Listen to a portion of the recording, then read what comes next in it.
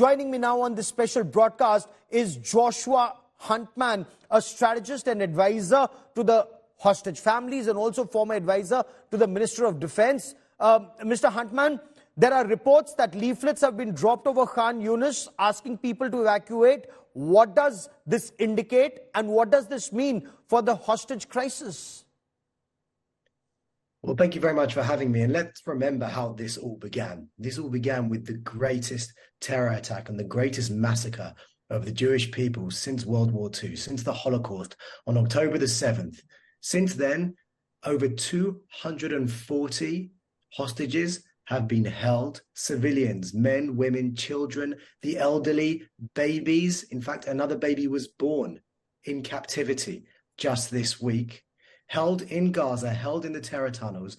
And the IDF and the government of Israel, they have a responsibility, in fact, they have a duty to bring those hostages home and to do everything they can in their power to bring those babies and those children and those grandparents back to their families. Furthermore, they have a duty to dismantle the terror infrastructure of Hamas, because Hamas have said very clearly that October the 7th is just the beginning. Their leaders have said that they want to do this over and over again. And therefore, we have a duty to defeat Hamas in its entirety and to rid both Israel and the Palestinian civilian population of this despicable evil. But Joshua Huntman, I want to understand from you, if there is an expansion of these operations towards southern Gaza, in areas like Khan Yunis, will this adversely impact the release of hostages? There are reports that talks are in an advanced stage for release of between 50 to 70 Israeli hostages in return for 50 to 70 or maybe 100 Palestinian hostages in Israeli prison and perhaps 3 to 5 days of ceasefire. So I think we have to understand there's always this parallel track going on. Of course, the diplomacy is going on behind closed doors. That has been widely reported. And it appears that they are working on a deal with the international community, with many interlocutors, in order to bring home as many of these hostages as soon as possible back to their families. Again, there are 3-year-old children there, 5-year-old children, babies. We need to bring them home. So that is one track. The other track is, of course, the military track. And whilst this really is unprecedented to have a democracy chasing after a jihadist organization which has captured and kidnapped over 240 members of its public, the military operation must continue. It must continue, and there have already been successes. Even on the first week of the operation, one of the hostages was found and saved and brought back to her family. So this parallel track of the diplomatic and the military must continue in order to bring the hostages back to their families. Okay. There are reports that suggest that members of the Israeli war cabinet, they're in favor of expansion of operations to the southern parts of Gaza. Is the entire country on the same page on this? Will this help rescue the hostages, or will this delay that even further? Look, Israel is like India. It's a vibrant democracy with many, many opinions. You can speak to 20 people in the streets of Israel and receive 20 different opinions. However, the whole of Israel is united behind defeating Hamas. Because like I said, if we don't defeat Hamas, they will just repeat October the 7th, or they will try to repeat October the 7th again and again. Now, we must understand, and you discussed this in your report, the entire Gaza Strip has been turned into this spider web of terror tunnels.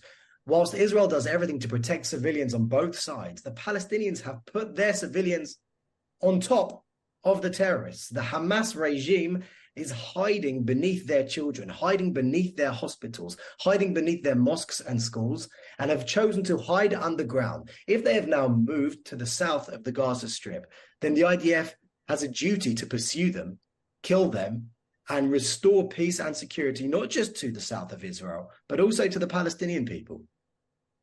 I want to understand from you, and since you've been advisor to the Minister of Defense, how could Hamas, under the nose of Mossad, the Shin Bet, or all of Israel's agencies, build this complex spider web of tunnels over a period of time? I mean, what were Israeli intelligence agencies doing all along that 1,300 odd tunnels, about 500 kilometers length and breadth of tunnels could come up in the Gaza Strip, that narrow Gaza Strip?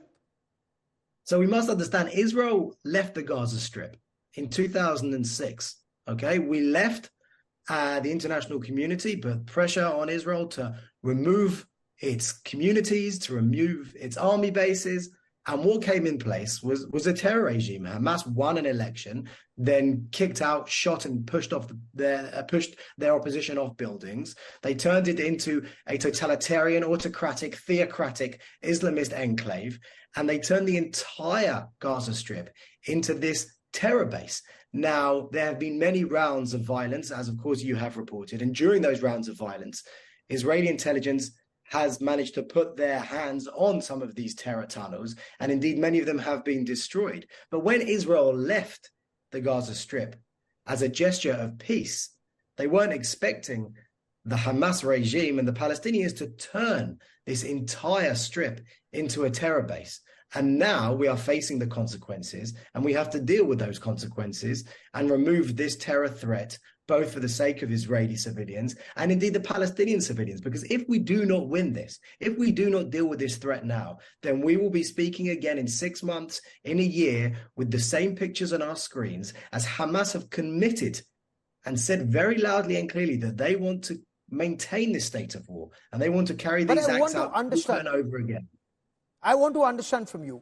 Israel stands accused of using a communication blackout as a weapon of war in the Gaza Strip. Internet down, communications cut off. Is this to force Hamas to release hostages?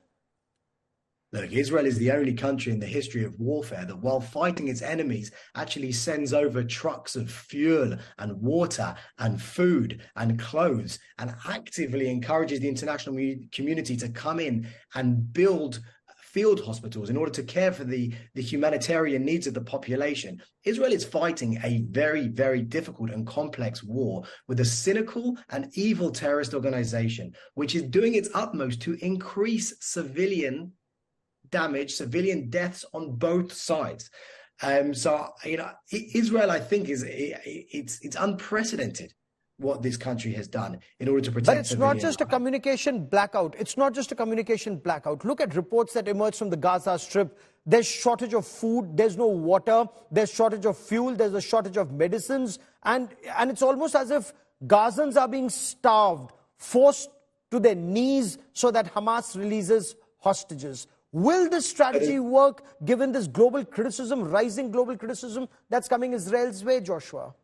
There's one address for that criticism, and that address is Hamas, because not only did they start this brutal war that we didn't want, okay, on 6th of October, we had a ceasefire. They started this war, and they have also been stealing the food and stealing the fuel. How are they continuing to fire rockets at Israel without fuel? Clearly, there is fuel in the Gaza Strip because they're still firing rockets at Israel. How are there thousands of fighters living underground? They have food, they have water, but once again, it's an example of Hamas protecting themselves, protecting their terrorists, while completely ignoring the basic needs of their own civilian population. And it's yet another reason why they must be defeated. You know, is Israel willing to consider a pause, a tactical pause or a ceasefire if hostages are returned? Or is the country on one page that Hamas and its enablers have to be finished first, hostages can return later? So Israel has already implemented humanitarian pauses. There was a request from the international community, in particular from the Americans, and there were international pauses being implemented for a few hours a day in order to help vacate some of the civilian population from the north to parts of the areas in the south, and in order to save as many innocent Palestinian civilians as possible. You must understand, these scenes are heart-wrenching and heartbreaking for us as well. No one in Israel wanted this. We had a ceasefire on the 6th of October, but we are not going to agree to another ceasefire, which will just allow the Hamas regime and the Hamas terror operation to just rebuild, rearm, and get ready for their next round of jihadist violence and kidnappings and rape, butchering, murder, and beheadings. We simply will not allow that. Because the Palestinian Red Crescent societies say that Israel's now punishing the people of Palestine. It's not just restricted to the Gaza Strip. Take, for example, what's happening at the West Bank. The ambulance staff are being detained. Their staff are being prevented from reaching out to the injured, even in the West Bank. So first of all, let's be clear that on the 7th of October, we had our ambulances shot at. Indeed, a friend of mine who was an ambulance driver was shot and killed in his ambulance. The international community didn't say a word. On the other side, Israel is doing everything it can to protect the civilian population, to protect doctors, to protect ambulances, to work actually with the Red Cross, even though they have not had any access to our 240 hostages in Gaza, to protect the doctors and nurses who are doing God's work on both sides of this very difficult conflict. And there is now a rising clamor, not just for a ceasefire, but some are saying Israel needs to be taken to the International Criminal Court for widespread loss of civilian life in the Gaza Strip. How would you respond to that? Again, I think no country in the history of warfare has done more to protect civilian life on both sides of this. And I think that the democratic countries in the world who are facing this terror threat, like India, like the US, France, and the UK, understand very well what Israel is facing. They are backing Israel. And I believe that Israel will get the support of the enlightened nations in their fight against this Islamic extremist terrorism and in their fight towards freedom, so that lightness can indeed defeat the darkness and we can move towards a future of brotherhood and sisterhood and peace in our region when the forces of darkness are finally defeated. So for these forces of darkness to be defeated, before I let you go, I want to understand this. If this war is being expanded towards the south, beyond Wadi Gaza, into southern Gaza Strip, where do those people go? They're anywhere out in the open. They're cramped and millions are living in the open, as we are being told. Where will those people go if the war is expanded to the south? So that's exactly what the flyers and the text messages and the phone calls are for. Again, I don't know the specific details and I can't get into operational intricacies because I'm just not made aware of them. But the leaflets and the text messages and the phone calls tell people where to go.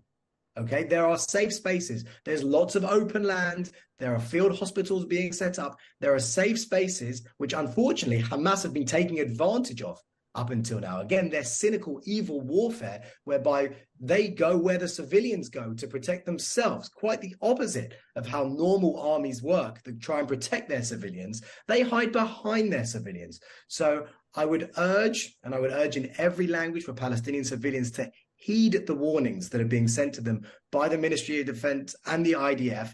And I would urge Hamas to stop being cowards in their tunnels and to come out and fight, because they started this fight and they must be finished so that both sides can move on towards a future of peace and security. Joshua Huntman for joining me here on this India Today special broadcast. Many thanks.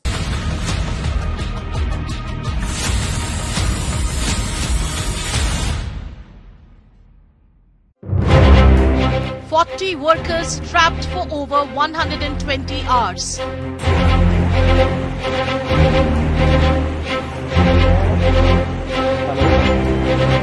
Rescue teams execute Plan B.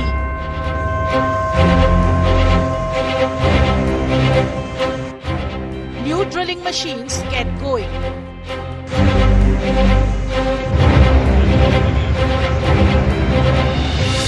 Rescuers